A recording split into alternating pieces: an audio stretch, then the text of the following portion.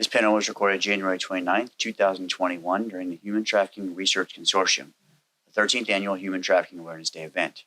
The panel, Bystander Interventions, a demonstration and evaluation of educational game playing to build confidence in youth, is moderated by Dr. Maritza Concha. So we're going to have three speakers, including myself today, and we're going to talk about different games from the bystander perspective, serious games or games for social change. So we're going to have Dr. Elena Villar, hopefully Dr. Jessica Wendorf. She's in Colombia and she's been having some internet and connection issues, but let's hope that she can connect. And myself, Dr. Maritza Concha. So I'm just going to briefly read Dr. Elena Villar bio. She's an associate professor at the School of Communication and Journalism, and also the co-director of Stephen Cruz Institute for Media Science and Technology at Florida International University. Dr. Villar teaches courses in community theory, research methods, multicultural communication, and advanced seminars in strategic communication. Her research focuses on culturally competent communication for social and behavioral change and on strategic communication for diverse audiences. In her career as a researcher, Dr. Villar has focused on diverse topics that range from culture and communication, evaluation of program outcomes, and communications for social change. Many of her projects are based on community-based participatory research and the use of education, entertainment, and serious games.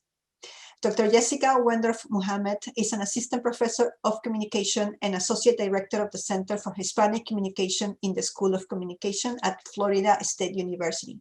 Dr. Wendorf is also the director of PICS, which is the Participatory Experientially Based Applied Knowledge for Social Change, which is focused on developing through action research, evidence-based interventions for complex social issues.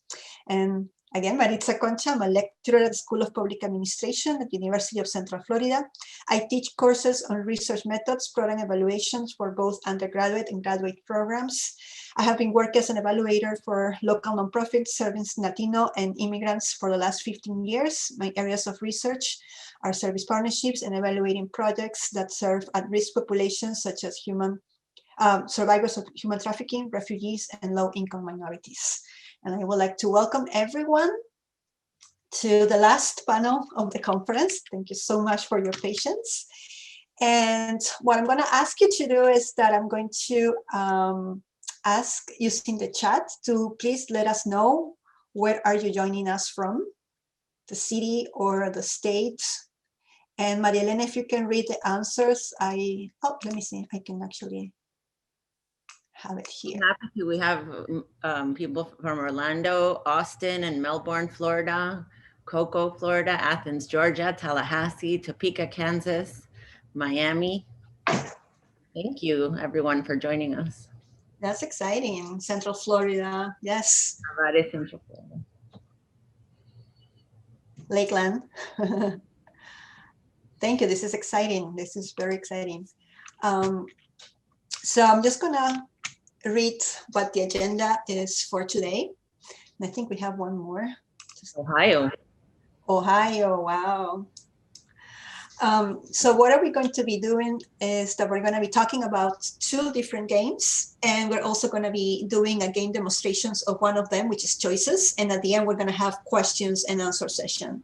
So the first game is Por Nuestras Calles, which is the exact translation for Maria Elena. Can you come up with it? Through our streets. Exactly.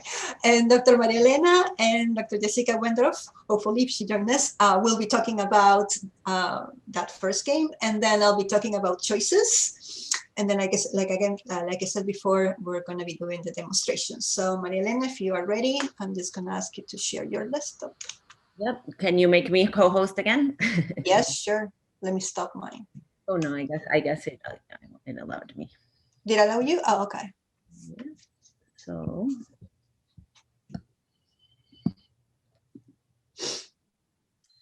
So hello everyone, and thank you for coming to our presentation. We're very excited about how we've been incorporated serious games into this issue of human trafficking and commercial sexual exploitation of children.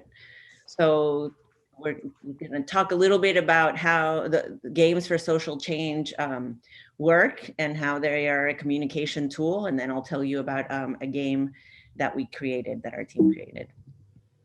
So, so when you're dealing with complex social issues, as these two that we are talking about, it's really important to think about the systemic constraints and the unintended consequences, and how the identity and the needs of the players, which are your audience, could result in kind of the wrong outcome, or if you're making recommendations or presenting options in the game that are not actually available to that population, that could be complicated.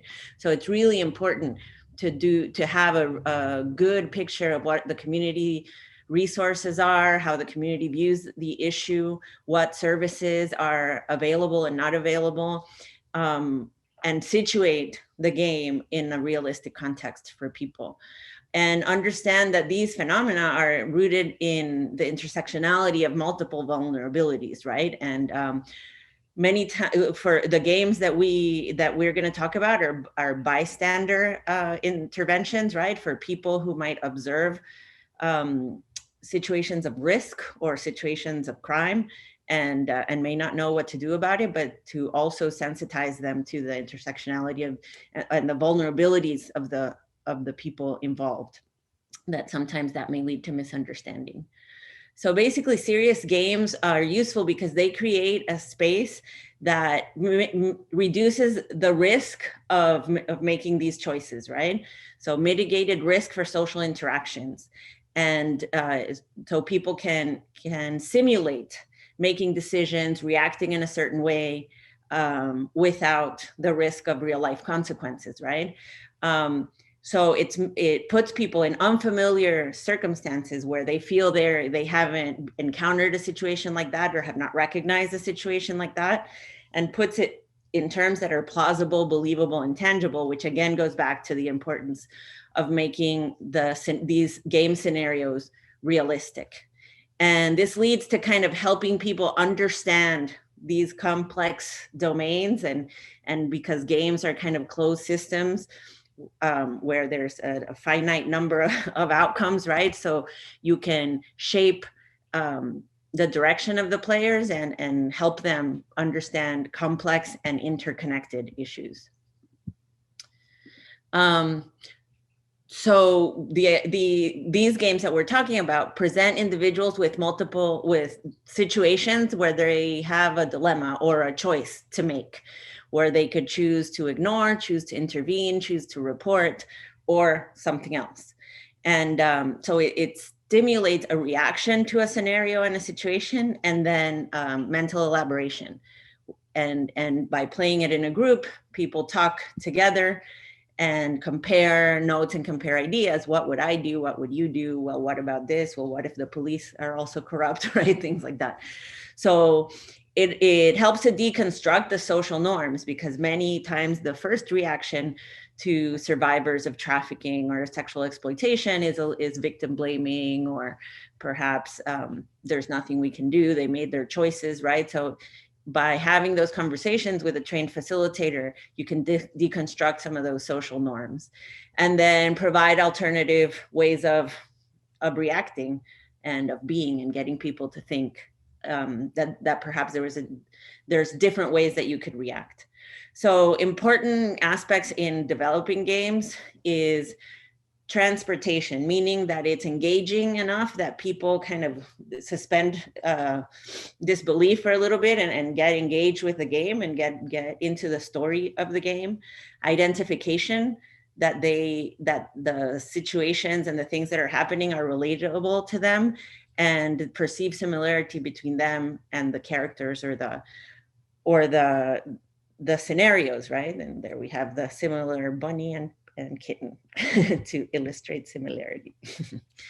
So specifically, the game Por Nuestras Calles, which means through our streets, was created by Jessica Wendorf-Muhammed and myself and our colleague Lian Tran from University of Miami.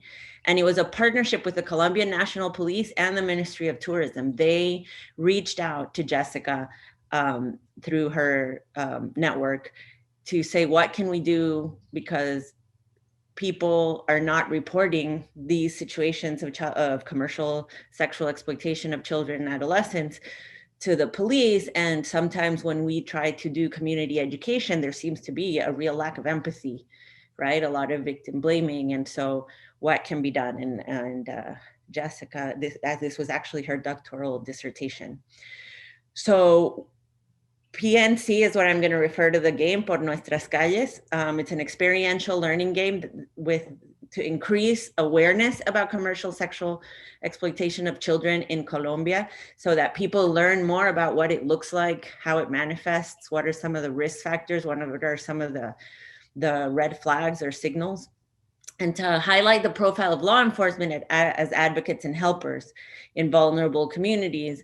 In Colombia, the police, you would tell us, there's many towns and villages in Colombia that don't have a teacher, don't have a priest, don't have a doctor, but they all have a police officer. So they saw themselves as being in a position to be able to kind of educate and raise awareness about this issue. So the game moves away from the traditional kind of informative approaches of which was what they were doing before, forums and town halls and putting out flyers and things like that, to educate people. So moving away from the informative approaches to education and prevention. And so it has several objectives: to reduce the stigmatization of victims and survivors as kind of something they got themselves into, to increase empathy, and to increase awareness of reporting and possible intervention. Intervention can be dangerous, of course, too, right? So all those things are kind of contemplated in the writing of the stories. So the tool that we came up with is a culturally and contextually tailored tabletop role-playing game. The target audiences, as I explain, you'll see how there's kind of two main target audiences with different card decks, different scenarios. So one is the general community, for children and adolescents, for parents and teachers, and anybody who works with youth or in the community that serves the public. And the other is specifically for the tourism industry, because it's known that commercial sexual exploitation of children is facilitated sometimes by people in the tourism industry. So the idea is to help people better understand CSEC and its manifestation, to increase knowledge about the factors associated with it, to educate the community how to intervene, identify, report, or intervene, and then also create dialogue to kind of, like I said earlier, deconstruct some of the social norms and brainstorm about solutions, right? Either things that may not be contemplated in the game. So the game incorporates characters. I'll tell you a little bit more about that. I'll describe it in a second. So it incorporates characters, risk scenarios where people have to decide how risky it is, reporting scenarios where people have to decide whether to report or not. And then the gamification piece is that sometimes reporting takes you out of your path towards winning the game, right? So it makes you weigh the benefits and possible outcomes of reporting. So decreased tolerance of CSEC without increasing stigma or rejection. So again, that increasing the empathy, stimulating the dialogue, and through the dialogue, because this is not a game to be played independently, it's a game to be played with a trained facilitator for many reasons. And so by hearing how people from the community view these scenarios, it's important qualitative data that can be used to for further education and training planning. And then using simple language is really important without minimizing the importance of the subject, but so that it's relatable to people. So the way that this was done, and has Jessica joined us? Do you know Maritza? No, okay. So, I mean, this is really her baby. She did, like I said, for her dissertation, a lot of the field work to develop the games and to listen to the community and visit and observe and see and develop scenarios that were realistic and then test them with people. So here's just some photos of Jessica talking to young people and giving ideas about what things look like, and people in the community testing the logic of the game, And again, these are all kind of trial versions of the game. And then the police officers who were also incorporated into the stories, they gave their feedback. So it was a really participatory process to get feedback from all kinds of people, NGO staff, and we spoke to people in the criminal justice, in the health field. So, you know, it was really participatory. So this is what the board game looks like. So you have game pieces, you roll a die, you fall on one of the, you know, the color coded spots on the board where then you grab a card, and it can be, you know, a social issue, a household issue, a transportation, commerce, or a situation that could happen in public spaces. And the green spots are related to reporting. And so, and if you fall on these like triangles, it's a risk card. And so you get a card that gives you that scenario. So there's character cards, right? So people select a character, and it has the name of a person, the age, and some objective that they have. So this one, for example, I want to be in the skating league and be popular, part of the popular kids. This, who's a taxi driver. So this is for the tourism workers. It says, I want to pay for my son's university, and so I'm starting my second job, right? So it kind of gives you the scenario of that's why it's called a role-taking game. You put yourself in the situation, and then basically on the other side it says the steps that they have to say. So this is the gamification piece of it. You have to stop here, here, here, and then go back, and the first one to complete their task wins, right?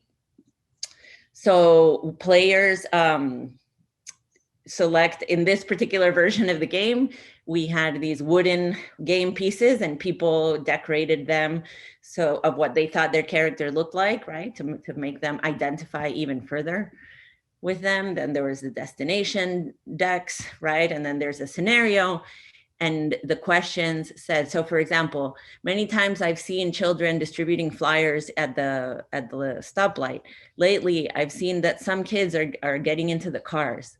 One day you see a kid getting out of a car crying. Would you tell somebody, right? And here it says, you see various men coming out of an apartment, hurrying, leaving some teenage girls inside. You've never seen them before. So again, what would you do? Would you tell anybody? And that generates a dialogue about how much risk, you know, it could be nothing, maybe their parents. Would you see if there's a landlord? Would you call law enforcement? Would you ask the people, right? And when we played this in Colombia, there were people where there's a high level of crime, you know, sometimes people considered intervening a risk to themselves, right? So they were important discussions to have. And risk are, you know, similar. We're gonna simulate a similar game later. We're gonna demonstrate a similar game later, so you'll see that. Then there's a reporting deck where if you know, depending on what you decide, you can either advance. If you decide to report or not, you can win a kind of a spots moving forward in the game, or you could have spots moving back, right? So that making a decision either helps you or hinders you in the game. But the idea is that they all represent scenarios where you have to make decisions. So that was developed, like I said before, with the Colombian National Police and Ministry of Tourism, and they actually ended up printing hundreds or thousands of games, and they've distributed in the community. So that's really exciting. And they're using it even like in police officer outreach events. So now then back here in the States, Dr. Wendorf-Muhammed and Dr. Concha have been collaborating on kind of converting this to scenarios that are relatable to people in the United States in the realm of human trafficking. So the players engage in realistic encounters with various scenarios of human trafficking, such as a young woman on a corner or a child reporting a possible warning sign. And again, the idea is that the players have to talk amongst themselves and decide whether and how to intervene or report. So the idea is that the game choices can be transferred to their reactions to potential trafficking situations in real life to increase empathy and understanding of people going through this. So they're kind of in the process of writing these stories and pilot testing them and ensuring that they work. So the target audience would be first responders, educators, police or law enforcement officers, rehabilitators, and community members to kind of raise awareness about what this problem actually looks like. And it's similar. It'll be each player picks a character with an assigned objective, and as they go through the board, they work towards their objective and encounter situations where they have to do things. But so those scenarios have not been finalized, but they are in the kind of pre-testing, pilot testing phase. Maria Elena, also I want to mention that apart from the first responder educators and officers, we are trying to test this game within the middle school and high school population. I think the young people may also benefit from this. So this is something else that we are planning to do very soon as well. Yeah, and you know, it's something to be, that's why it's so important to pilot test the scenarios with skilled facilitators, right? Because there are some scenarios where younger people, some children may be too young to place any responsibility on them, but then they can, in terms of reporting or intervening, but it can raises awareness about red flags and things that they could look out for of how you know, young people can be in danger. So thank you for that. So that's my presentation. I'll stop sharing my screen, and you can move on to the other game that we developed. One of the learnings from that game was that perhaps it had a little too many elements, so that it took maybe 40 minutes or an hour to play. And sometimes not everybody had an attention span for that, or time, right? Or time. So when we worked on choices, we paid attention to make it a bit simpler, that it could be played more quickly if that was necessary. Oh, and welcome to Dr. Wendorf-Muhammed, she's here. So thank you for joining us. I hope I did justice to your process. Perfect. So I'm going to now move to the choices game. So as Maria Elena was explaining, choices also follows the path of Por Nuestras Calles. It's a serious game or social change game, which is primarily the objective is to have fun, to entertain, but also learning or practicing a new skill. Once again, we're taking roles, but use the approach of role-taking games, which we put ourselves in another person's shoes, but without so much details as we did with Por Nuestras Calles. So it's a little bit shorter in that sense. So the whole idea of choices, which is still applicable to some extent to human trafficking survivors, is to increase awareness about the importance of reporting from the bystander perspective, sexual violence incidents. And specifically tailoring youth sexual violence incidents. So bystanders, what we mean is that sometimes are present when something happens, but not necessarily directly involved. So they can actually witness the circumstances or the surroundings on how these crimes happen, right, or emerge. So the players go through different scenarios, and then we discuss with each other and with a facilitator as well, how to best take the best action, right? Choices, what would you do? So we'll give the scenario, and then they will have certain aspects or suggestions on what action they will take. And they can also come up with their own choices. And then we also develop a disclosure protocol in case players disclose a sexual violence incident that could happen to them or to somebody else that they know. And I think that's extremely important because of the sensitivity of the topic, and also because we're dealing with youth who may be to some extent at risk. So those are the steps that we took into consideration. And we work together. This is a game that we work together with nonprofit organizations in Homestead, Florida. I'm not sure if some of you are familiar with Homestead, but it's an area that it's south of Miami. And we work with Mujer and Familia and Startup Smart, which are community partners. Let me see, I hear some voices and some noises. Let me see. All right. So with that, Ben, I'm gonna mute everybody. Okay, I think that's much better. Can you guys hear me now? All right, and then this project was funded by the Children's Trust. So we took that initiative.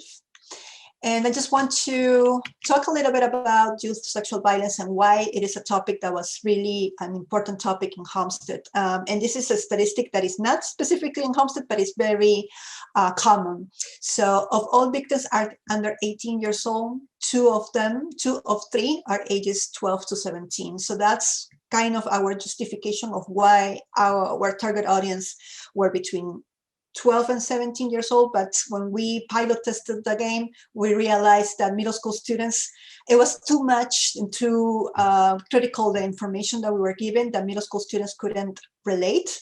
So this is more for high school students and probably around 15 years old until 24, 25 years old. So some of the questions that, kind of like brainstorm or help us to brainstorm is, to what extent have you ever witnessed or heard about an instance of youth sexual violence in your hometown, in your neighborhood? Have you ever intervened in a potentially dangerous situation? And if so, what would you do? So pretty much Choices addresses youth sexual violence that occurs amongst friends, family, the community, and even social media. Now, the cards that we developed along with the youth, which you can see here, is they're in both English and Spanish. I know that one participant asked if there was a game completely in English, and well, playing it safe will be one, and Choices is the other one. And we work together with a total of 10 youth that attended about 10 sessions for the development of this game. So again, we use participatory processes and work with the community to ensure that we have those youth perspectives into the scenarios. And they were responsible not only for creating the scenarios, but also creating the rules of the game, selecting the name of the game, and also doing preliminary testing with peers, which was very interesting and fun. And each of them received about $50 for each session that they participated. So it was a very interesting experience because they also received some training on how to properly do interviews, on how to collect data, to come up with stories with their peers, with their friends, and get the idea of how to work together, how to work in a team setting. So it was really, I think, a good exposure for them. So like I said before, we use participatory research and evaluation. So they were able to get some training on how to interview and how to convert the data, the anecdotes, into the development of case scenarios. And they also help us doing the evaluation for the game. We did a short evaluation to test whether or not the game was making some sort of immediate impact. And the role of the youth was fundamental for recruiting participants to pilot test the game. So when we created the game, it was pre-COVID. And when we were ready to test the game, the pandemic started. So we needed to be creative on how to use this game in a virtual setting. So one of the things that we did is that we, with Maria Elena and with different members of the community, we were able to come up with putting this game into Zoom and try to use different sources that were available in the internet, like the die and the spinner, which are actually essential parts of the game. And then we move players' pieces on the board virtually, and then we read the scenarios for the players as well out loud. So that was our experience with doing this. So are you guys interested in playing the game? So let's do that. I don't know if we want to have open it up for questions a little bit about the development process and something. Yes. If anybody has any questions. Yeah, let's do that. Let me just.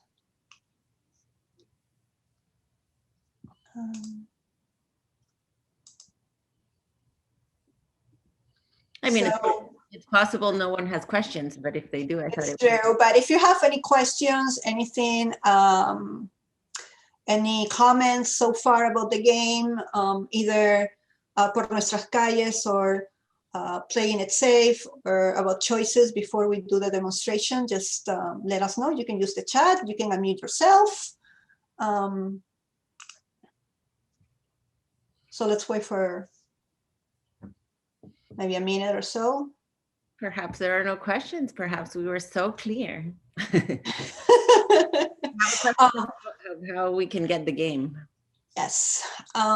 So choices, it's not any, I mean, any of the games are not for sale. And I do have a couple of printed versions that I can use, but the shipping maybe to some extent an issue to send it to Scotland. So we may have to figure it out a way, but I do have extra copies of the game that I can definitely share with anybody who's interested. Yeah, and I mean, and it's something, if there's interest, we could talk about printing more, you know, it's a matter of cost, but we do own the So if you have any questions, I just wrote my email if you guys are interested. But definitely this is a game that's it's not for, at least choices is not for sale. It's for everybody in the community who's interested to play. They're free to use so. Yeah, because they were developed, well, the first one was developed in the context of university research. It would be very, you know, it's not really something meant for commercialization. The other was also partly, you know, developed with a grant from the Children's Trust in Miami-Dade County. So we don't envision commercializing it, but we would love to see it used. Right. So it's, you know, and of course there's a place where we printed them, where you send them to print. So if you would like to test this in your community or with a group that you have, we'd love to talk about a way to get you a game. Exactly. So if anybody is interested, I just wrote my email there, so we can just facilitate delivery. But that, like what Maria Elena said, is not for commercialization. How to introduce it in USA, Human Trafficking Involved Agency? Oh, that's a very good question. So choices was more on youth violence prevention. So I wasn't necessarily targeted on human trafficking prevention. So human trafficking agencies were not involved. Playing it safe, on the other hand, we are trying to recreate the game, tailoring to middle school and high school students. So the whole idea is to work with a local human trafficking agency in Central Florida to help us obviously have and finalize that focus on human trafficking prevention and awareness. And we do have a very good connection with Tomas Lares from United Abolitionists. So that's one way for us to make sure that it has that focus. And one of the characteristics of the game and the way you know we designed them with the cards, the idea is that the logic of the game, which is a whole, you know, it's a whole other art and science, right, to design the game, is that the logic of the game can remain and the scenarios can change based on what the topic is, right? So exactly. It can be adapted by changing the scenarios, and you'll see in the demonstration kind of how that works. Right, we don't have to reinvent the wheel. I mean, we can definitely use the choices platform, but with new cases that will be tailored to human trafficking. So, yes. And I was, oh, sorry. Please go ahead. No, I was just gonna add, sorry, I'm in the light. Sorry for my spotty internet. So I was just gonna add that playing it safe was also working with other, I'm in the School of Communication with other disciplines, so the College of Law and the School of Social Work, and kind of maximizing and potentializing contacts that they had, right? And I think that, to Maria Elena's point, I just wanted to echo that, because part of when you figure out the mechanisms of a game that work, then it's easy to swap out scenario cards to localize to your population, right? And so choices and maybe playing it safe and Por Nuestras Calles reflect the current state. But as we know more about human trafficking, exploitation of children, certain elements, the text narrative can be changed and updated, but the main mechanism of the game continues. And I think that's what makes this type of intervention more longstanding and more sustainable, that it doesn't run out, right? That it could be continuously updated and it could be localized. So if you envision Por Nuestras Calles, it's in a Colombian context in Spanish, but perhaps it could be worked for, I don't know, a small town in Kansas. Yes, certain scenarios would have to change, maybe a couple of the character cards, but not the mechanisms of the game. And so I think that's really important to highlight because it does take a lot of work. And I'm sorry, I probably missed Maria Elena talking about the many months that it takes to develop this, but then you have something solid that can last quite a number of years. And also, if I can share, because I was privileged to be part of the development and the kind of community listening for both of these projects, the involving community members in that process also empowers them and makes them leaders and kind of educates, and you identify people that maybe gain a better understanding of these issues and want to do more about it. So engaging the community in thinking about the problem and how it looks in their community, and how do people report and why people don't report, or why people don't hold certain norms or judgments, right? And those conversations are beneficial to create scenarios that are realistic, but also to engage those community members to become advocates. So that was very nice. Yeah, and so in the process with Maria Elena in developing Por Nuestras Calles, we had the opportunity to work with a local organization, Fontur, and they were part of the focus groups in the prototyping and development of the game. Long story short, one of the persons that was part of those focus groups has now gone on and works in another organization.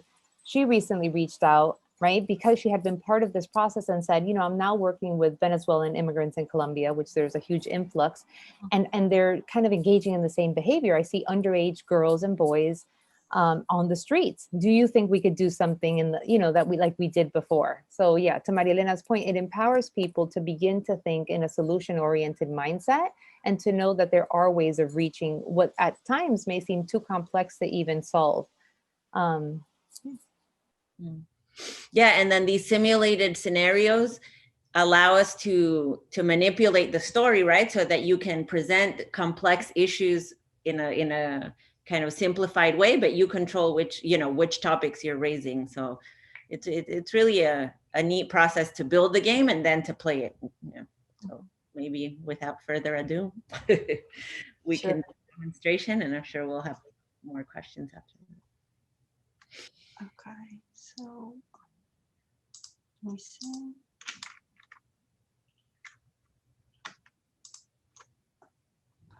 I want to share my screen. Okay. So are you guys able to see my computer? Because I'm going to share many things.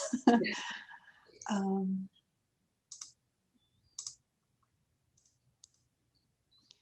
right. I think, yeah, let's do this. So basically, what she's doing is what we had to invent to play what was intended to be a board game with a spinner and a die and game pieces, so that we could play it virtually for Zoom, because we had to test it as part of the funding. And yeah, so this is what we came up with. We're pretty proud of ourselves. But so there's a board, which in this case is on PowerPoint. It can be on PDF, but the idea is that you have to have those shapes that you can move along the board. Right. And then spinner, that in this case has the categories of the scenario cards for choices, and then a digital die.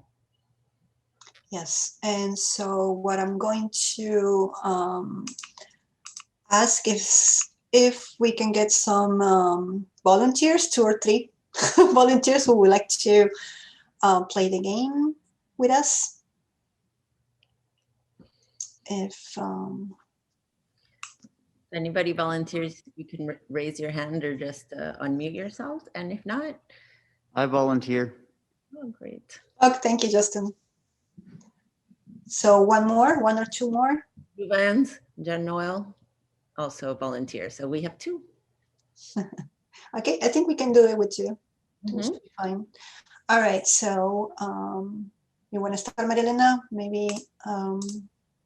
Sure. So can you tell me how to pronounce your name? Is it Juvens? Yeah, Juvens. Juvens. Okay, great. So Juvens and Justin, can you pick a color? If you see on the corner in the first spot, the PowerPoint's a little small. Maritza, I don't know if there's any way to make it bigger, but there's a red, a green, a blue, and a yellow. So can you pick a color for me? I'll take the green star. Okay, so Justin is green and Juvens? I'll take the red circle. Okay, red circle. So now, Justin, you're gonna roll to see who goes first. So Maritza, can you roll Justin's die? Justin got a 4. Juvens, can you roll for him, Maritza? Juvens got a 1. So Justin starts. So now you roll for Justin. He has a 6. You move him forward the green star 6 spots. 2, 3, 4, 5, 6. And then he spins the spinner to see what his topic is going to be. And all these game elements were selected by the youth who helped build it for us. We're like, we don't need a spinner. We can, and like, no, we want a spinner. Okay, so Justin has fallen on the category social media. So here is one of the cards. There you are, one of the cards for social media. So can you read? Justin, mind reading? Yeah, no problem. Okay, your friend Selena got dozens of sexually explicit Snapchats from a classmate, David. She asked him to stop, but he ignored her. She blocked him on Snapchat, but he still tries to talk to her at school and send her messages. Do you, A, do nothing because you don't want David to harass you? B, report it to the police? C, report it to the school counselor? D, take screenshots of the dirty texts and post on social media?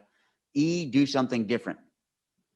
And then now the idea is that there's 4 people playing, right? And you think out loud which one you would choose. So yeah, so I'll walk through this, and I'm assuming are we assuming 12-year-old, 13-year-old role, or are we doing it as we are as adults? No. You're Okay. a person.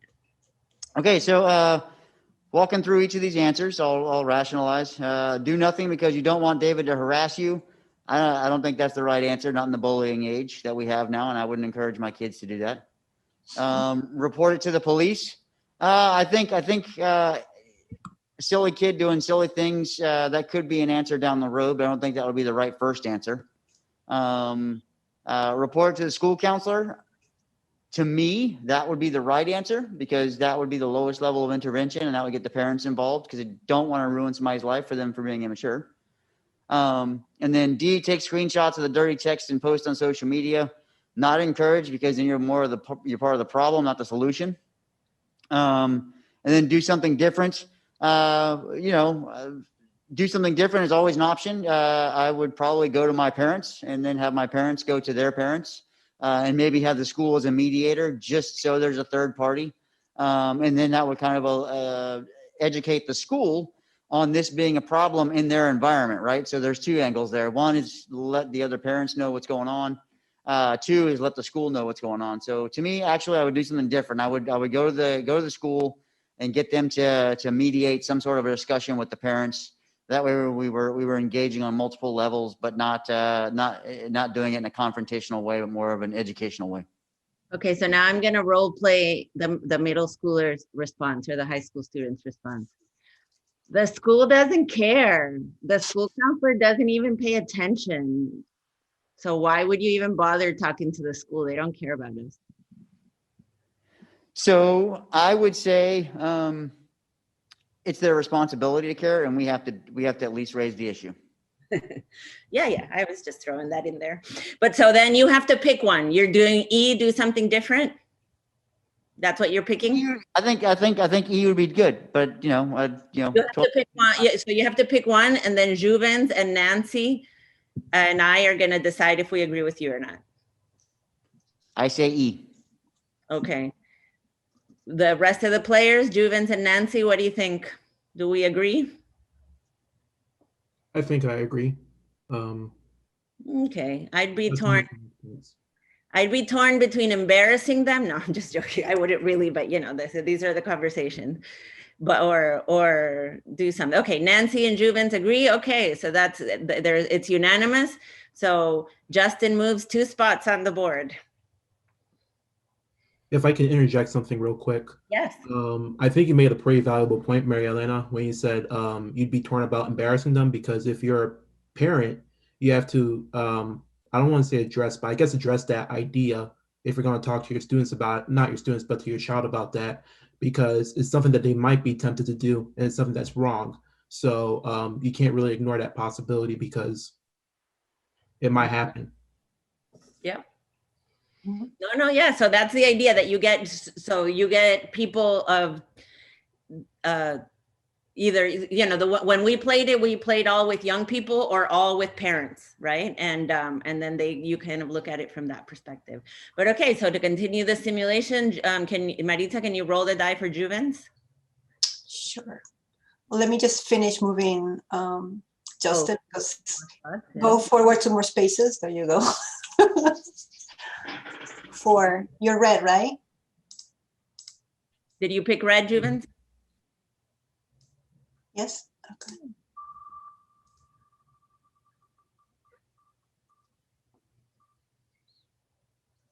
And he got community. So now I'm going to read one of the green cards that are a community setting. There you go.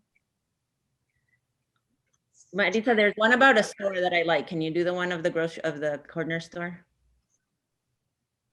Well, or that one. That one's good. That one's good. This one. Okay. Juvens, would you mind reading the card? Sure. You're at a park and see a girl who is visibly drunk, barely able to walk, being taken behind the trees by a group of guys. Do you A, follow them to make sure everyone's safe? B, call a police or a security guard? C, take pictures of them in case there's a crime later? D, do nothing because there's a lot of them? Or E, do something different? So what do you think? So think out loud a little bit. Which one do you think makes the most sense? Okay, kind of going in the way that Justin did it. A,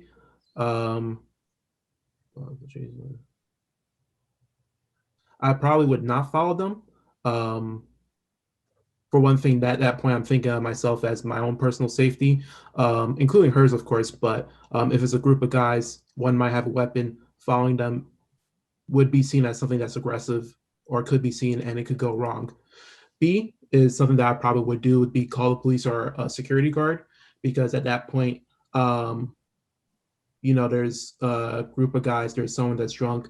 The police will be able to better mitigate that situation. They'll also have more, backup and more security. They're more trained to deal with that situation.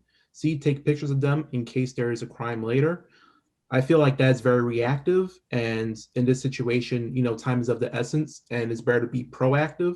So I think that would be a bad situation. D, do nothing because there's a lot of them. That again is also pretty bad because it wouldn't solve the problem. The fact is that if something bad happens, then not doing anything would kind of eat away at me and would not prevent her from getting hurt. And E, do something different. Not really. I probably would do a combination of B, but also try to keep an eye in case something bad happens. So I could speak to the police or the security guard when they come, but I wouldn't be, but I would try not to get involved, especially by myself. Okay, so which one would you pick for purposes of moving forward in the game? So moving forward, I'll pick,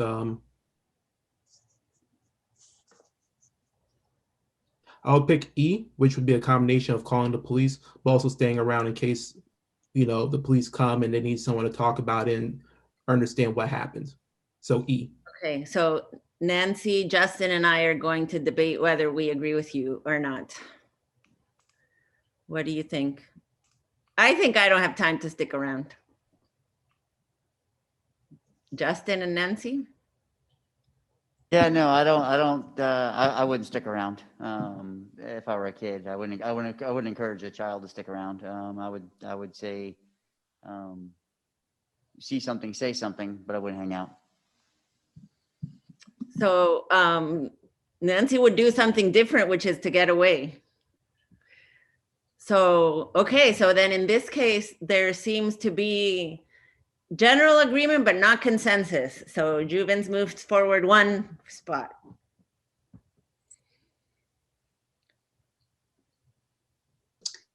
And then for Nancy, I don't know if you're able to turn on your mic, or are you going to do this by chat?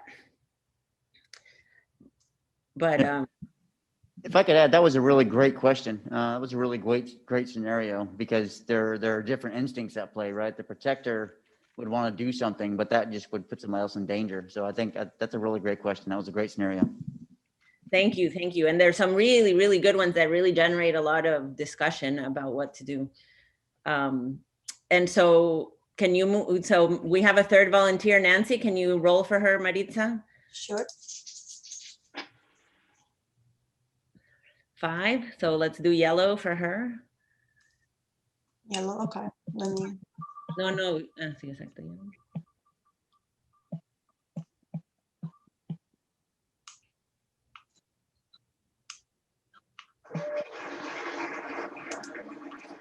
So help and services was actually one that when we played this or kind of presented the game to service providers, they were like, yeah, but none of this actually helps educate people about where to go and what services to add. So then we talked to our game development team of youth and asked, well, so should we have like a separate booklet, or should we have something to talk about services? And they decided no, that we should have more scenarios. So that's what happened.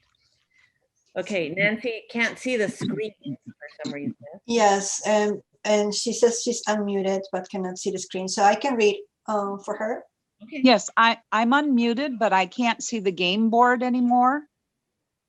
Oh, Can other people see it? I can. Okay. all right.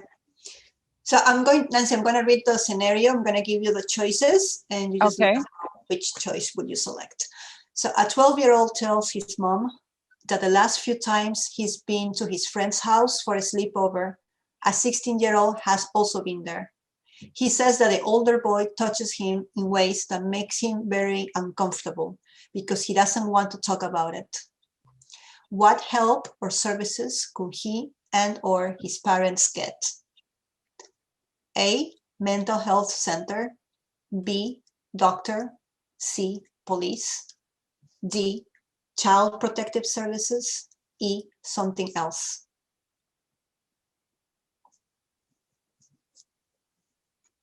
Okay, I would have to say it's a combination for me. It would be something else. I would first try to contact the parents of where my child would be staying at, find out who is there, find out is that someone who should be in the house, the 16-year-old or the older boy, is it a brother? Because 12-year-old having a sleepover and 16-year-old just kind of doesn't match up for me.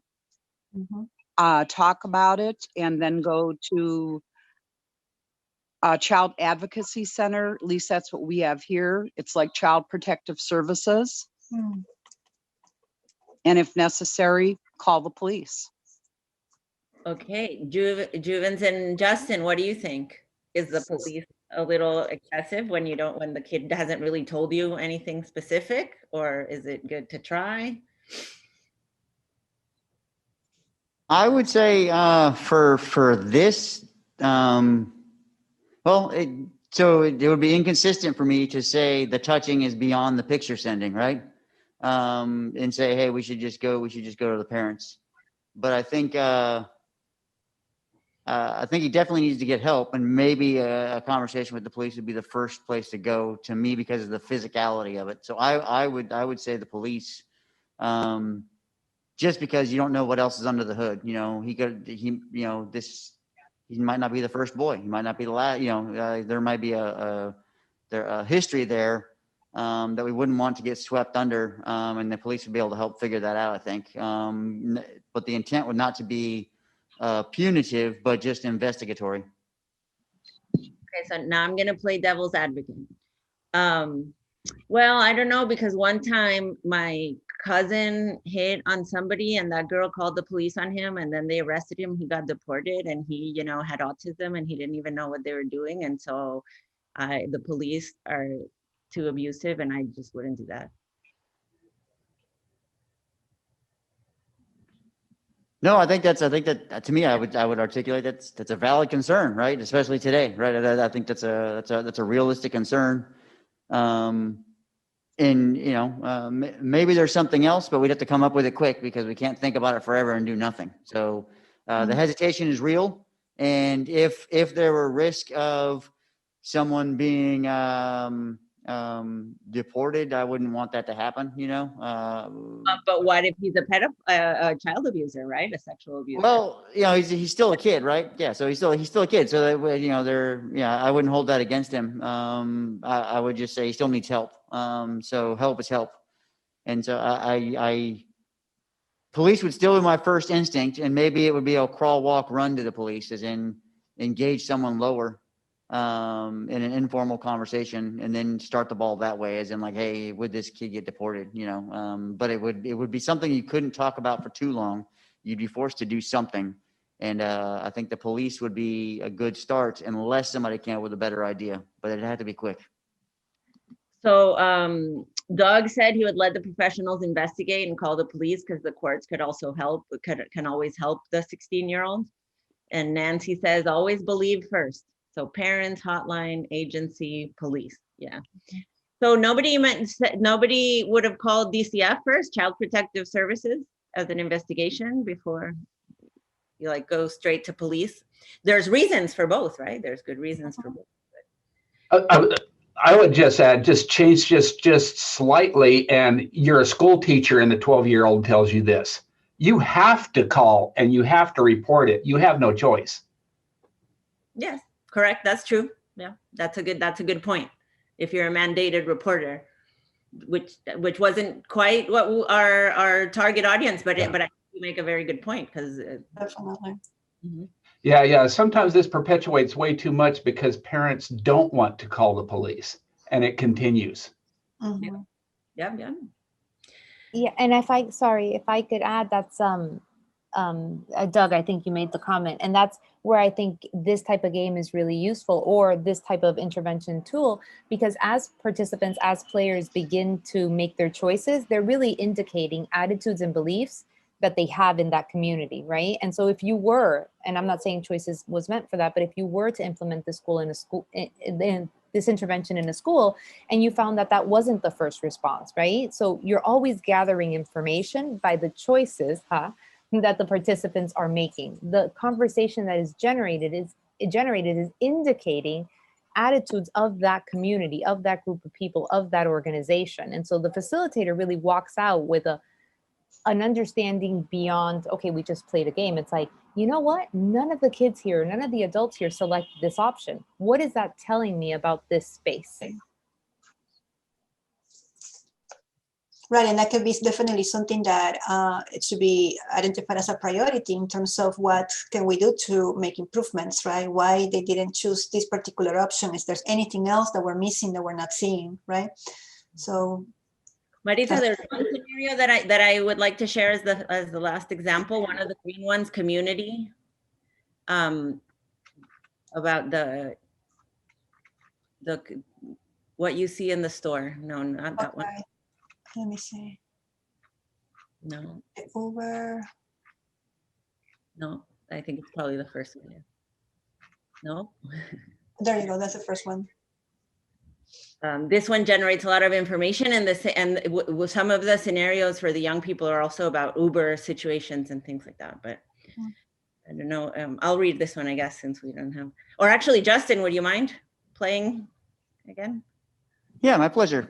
You drive to the corner store to buy a soda, and you see a 10-year-old girl also shopping. There are grown drunk men at the store making sexual comments about the little girl. Do you, A, yell at the drunk men to be more respectful, B, do nothing because you don't want the drunk men to become your problem, C, drive the girl home, D, stick around until the girl leaves, E, call the girl's parents and recommend that they pick her up, F, do something different? So all right, so this is hard, right? Because my first instinct was, hey, drive the girl home, but that just looks creepy. I mean, so I can't, yeah, that wouldn't be the right course of action, even though it's your first instinct, right? So I probably would, corral the girl back into the store and wait for the gentleman to leave, and so do something different. Go back into the store and wait for the people to leave, and then find out what her plan was for getting home. Actually, I probably would just call her parents. I would leave it at that, because you don't know where the drunk guys are going and what they're doing, and so you could corral her in the store and keep her safe with it for a few minutes, and when those guys leave, but you don't know where they've gone, so she might walk right back into them. So I think I would probably go inside, get the manager to help me call the parents, and then get her home safely. Okay, good. Juvens, Nancy, anyone else? Any thoughts? Nancy said something different. She would do something different. I think that this question, the whole game, is really interesting because it makes you think about situations that you haven't thought about before. So, and then maybe when you find them, you'll know what to do or have better, insight on what to do. Me with like thinking about it now, I'd probably try to call her parents. But I know that if I was faced with this situation, I'd have to have the wherewithal to do that and have to think about that. Ideally, not ideally, but realistically, I'd have to overcome the apathy of just not doing anything and hoping it all works out well and be proactive. I think that's the struggle here. But I think the ideal situation would be to call her parents, get her with people that she trusts and that can protect her. And in doing that. Yeah. No, and and she has a comment too. She says, observe and stay close, make sure she's safe. yeah, but kind of what Justin said about creepiness is something that came up too, right? Because even going and like, hey, child, can you give me your mom's phone number to call her so that I can tell her that I, a stranger, don't think that you're safe, right? Is also kind of odd, right? What if a lot of the teenagers questioned the ethics of the store owner and what interest he would have in doing the right thing, he or she, because they want the people to keep drinking there. So also, drive the girl home. It's something that I remember playing this with youth, and some of them were like, well, if you drive the girl home, how are you going to drive her? Because you don't know her. It's like, right. And then that makes it creepy, right? Exactly. Yeah, or try to so Nancy's saying, make sure the men get gone, right? But you may or may not be able to do that. Sometimes, those of us from Latin cultures have the tendency to yell at people and tell them that they're being disrespectful, gross or something like that. That's not necessarily a recommendable thing, especially for a young person that could also be vulnerable. So that's exactly the idea of this, Juvens, that you put yourself in a situation where, in your mind of something that you haven't experienced yet, or when you experienced it, you did not detect it as a red flag, or you detected it as a red flag, but didn't really have kind of like a behavioral repertoire of what to do next, right? So here, this makes you think. And I guess I'll share a story that, I have a daughter that was a teenager when we were working on this. And so, she among all the other people said that, it really made them think about situations. And, like I said, the situation on the Uber driver and what to do when people are being predatory on social media and things like that. And on a couple of occasions, she's called me to say she's seeing something that doesn't look right. And in one occasion, she called the police. And then in another one, she was in Alabama, and there was a a man being very abusive to a woman and children in the car. And she said, I feel like I should call the police, but they're Black, and I don't know if that's putting them at more risk, you know? So there's so many more things to think about.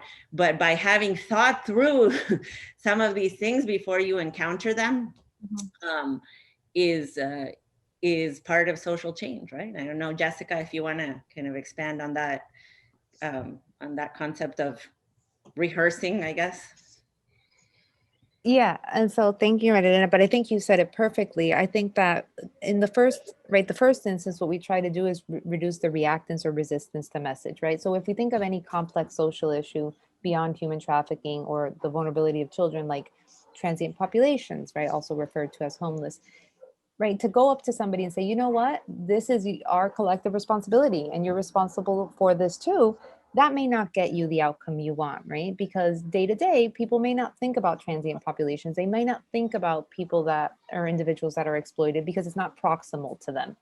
And so I don't want to feel like a bad person. I don't want to have the dissonance. And so one, it allows us to reach people that maybe don't have this experience in a way that you're just playing a character. I'm not judging you. I'm not questioning you or your choices. I'm inviting you to take this position of a lived experience of another person.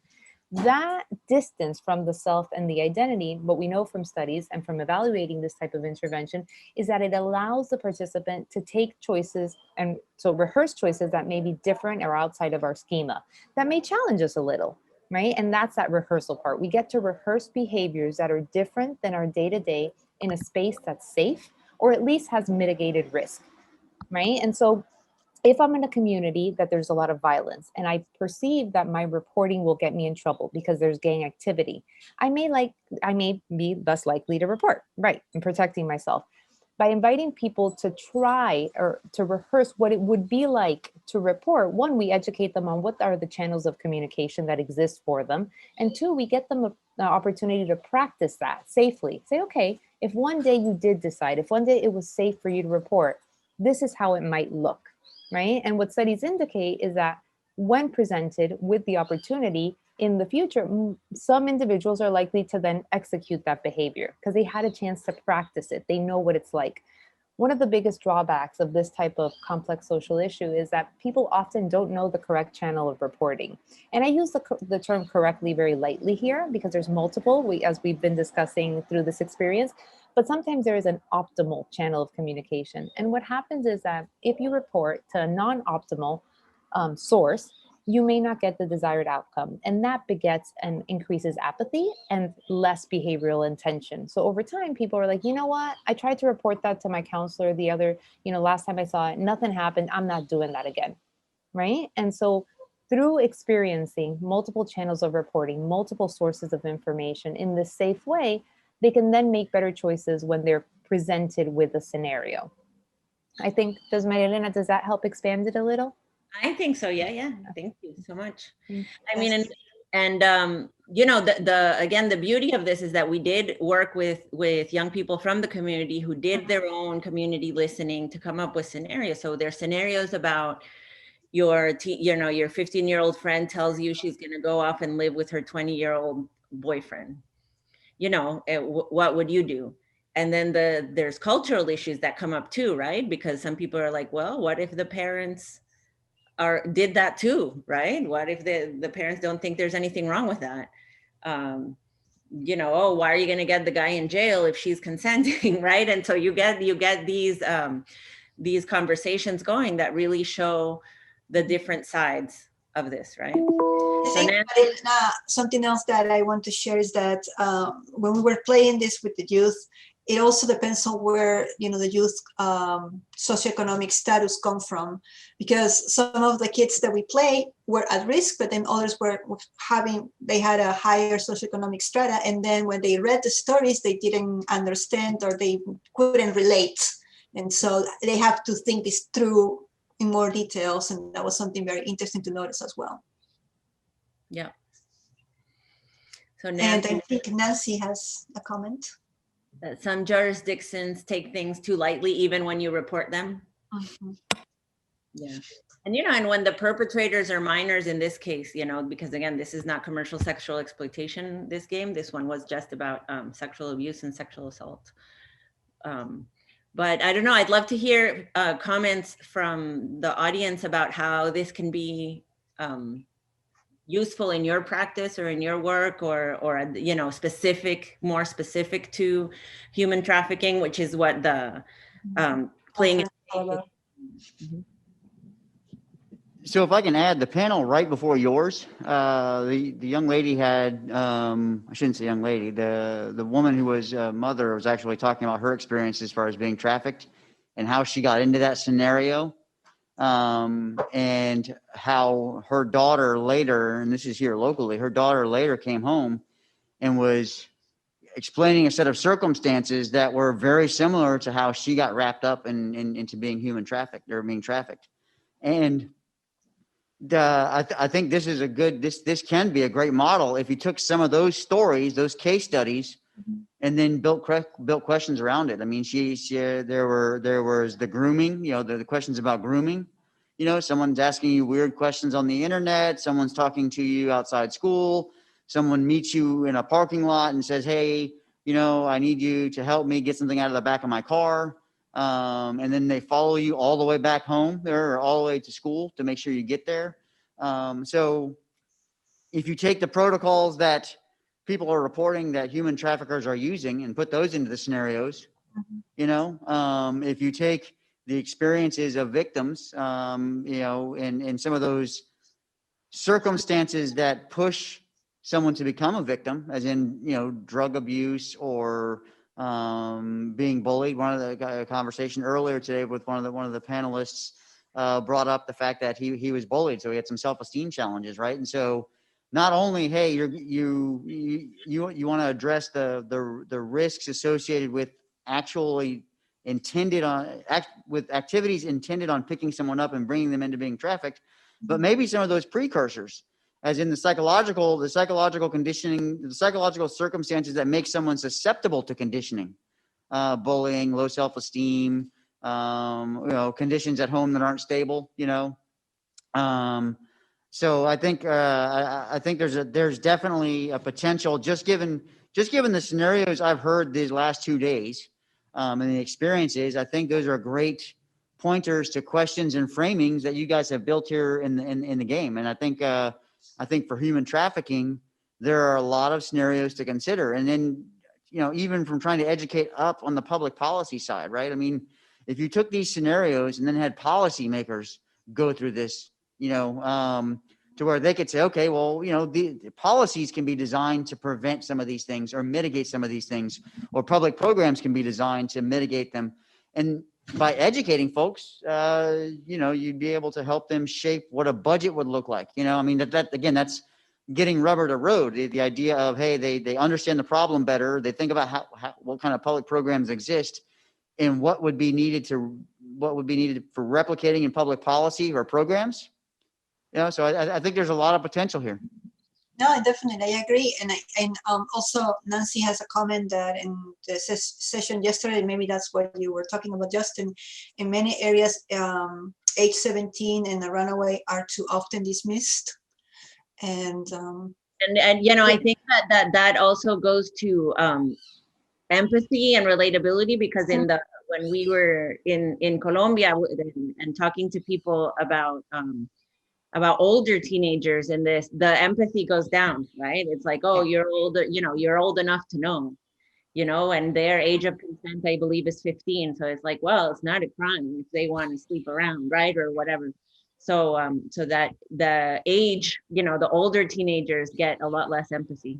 Yeah. And I think I have a quick comment. Yes, hi, I can. Hi, Maritza. Hello, Dr. Muhammed, Wendorf, and Maria. I just want to say congratulations again on the wonderful game. I remember playing the game with Maritza at one of our functions earlier. It was really fascinating. Unfortunately, I have to step out, but I just wanted to share 2 quick comments.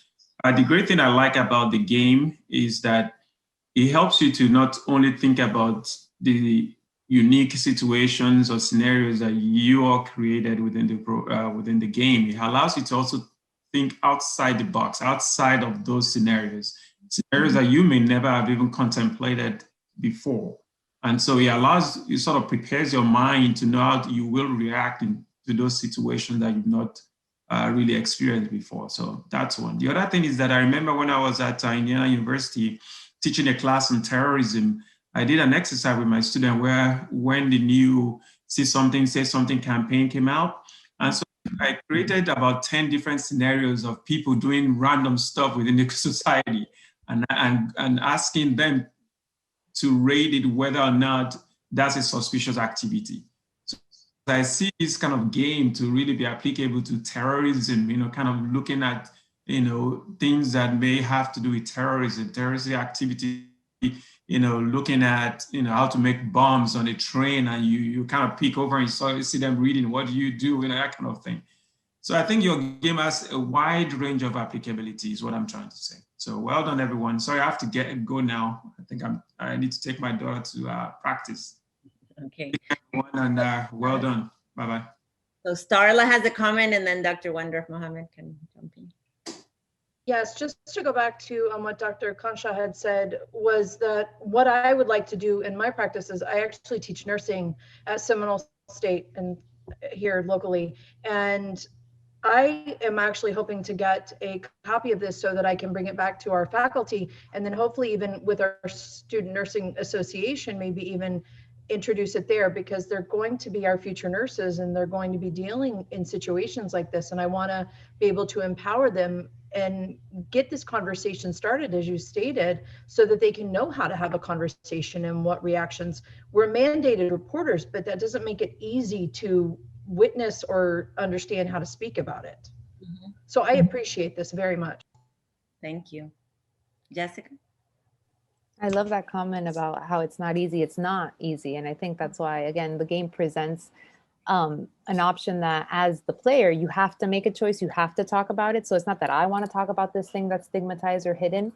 And I wanted to echo, I think what Justin was saying about comorbidity, right? And so we did this a lot in Por Nuestras Calles. We looked at, because trafficking, exploitation, intrafamilial sexual abuse, because this lives in darkness, right? Because this is in the shadows and hidden, it was like, okay, what indicators are there that sexual activity is happening? And so in Colombia, for example, we had to look at condom sales in local communities, spontaneous abortion, as they're titled, right? As an indicator that sexual activity was happening. And then, okay, among who is this sexual activity happening and why is it so high? And so those were embedded in the scenarios of the game. And so they're teaching people, you're not going to see necessarily sexual abuse in a family. It doesn't look one way. It can look many different ways. Here are some ways that it can look like. For some, it may look like the child that comes unbathed, right? Because there's some difficulty at home. For another one, it could be that they're falling asleep in the classroom because they stayed up all night, right? Because something was going on. And so the more opportunities that we can give people to demonstrate what those comorbidities or those indicators are, the more we're going to shed light on, again, these things that live in darkness, these things that are purposely hidden from our view. I remember another example is young people that start showing up with like expensive phones that they can't afford, and things like that could also be signs, or expensive shoes. So we have about 5 more minutes if anybody else would like to comment or have suggestions. No, but I think it would be wonderful if you could email us if you're interested in using it, and we'll find a way to send it. And if you are in Orlando, it will be easier. But if not, definitely we'll find different ways to send it. Send it, or to facilitate you ordering it, right? Because and have it shipped to you from the printer. And exactly. We would love to see it. And there's a pre-post for choices. There's like a pre-post test that we used with awareness and kind of self-efficacy. How ready, do you think you would know where to report, how to identify and things like that? And it showed improvement. So we'd love to So the share. game will definitely, we'll send you the pre and post and the facilitator guide as well. So and it has, well, I don't think it's going to be useful, but it has an app that we didn't talk about it, but it's on services that youth can actually look for in Miami. So, and also questions and answers about the game, and then there's a list of agencies in Miami. So it's because we did this game targeting youth in Homestead. So that's why we only focus on Miami. But that's another, kind of like using technology along with the game as well. Yeah, because there was a concern that, if we raised all these new awarenesses that, and they had questions or more people or either something that they'd seen that they had a question about. So to kind of make sure that they had contact information after playing the game for the youth. So thank you so much for everybody. Thank you so much for your participation and for staying late on a Friday afternoon. On a Friday afternoon, that shows commitment.